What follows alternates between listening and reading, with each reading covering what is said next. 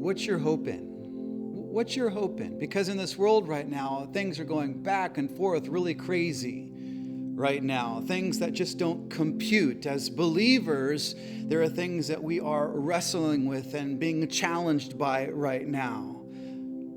Things that just don't make sense. Well, why is that? Because this was never to be really our existence.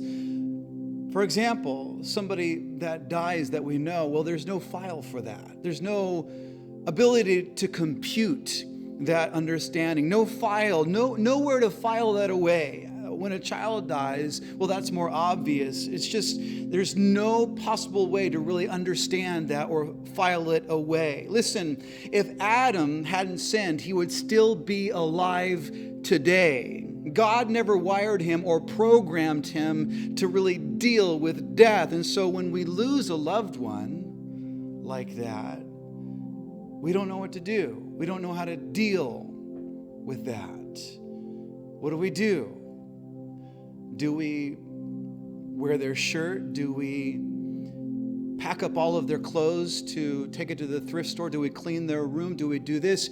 Do we do that? What do? We don't really know how to deal with it. There's no real file for it in our life. No file for those things. But the day is coming when all of that is going to be put away with. All of it's going to be gone. PTSD, gone. Emotional struggles, gone. Nightmares, gone. Brokenness, gone. Disease, cancer, all gone. Racism, gone. Injustices and murder and all of that, all of it's going to be gone. The day's coming when all of this insanity, all the back and forth, all of this junk that's going on in our lives, it's going to be gone. The Lord says in Isaiah 65:17, finally he says, for behold, or please consider this. Behold, I create a new heavens and a new earth from nothing.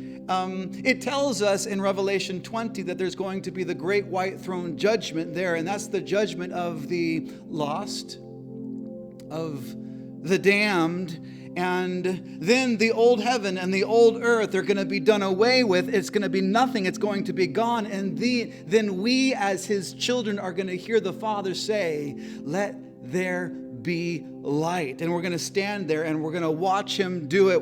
He's going to form the new heavens and he's going to form the new earth. And we're going to watch him separate the light from the darkness. And we're going to watch him separate the land from the waters. And he's going to create a new heavens and a new earth. And there is never going to be anything in that realm that wounds, that tempts, that stains, that breaks, that hurts us. It's all going to be done away with. It's all going to be gone. That's why he says, blessed are those who eagerly await for me. In Hebrews 9, it says, to those who eagerly wait for him, he will appear a second time, apart from sin, for salvation. What's your hope in? As believers, our hope's not in this world. It's in the next. Our hope's in the next.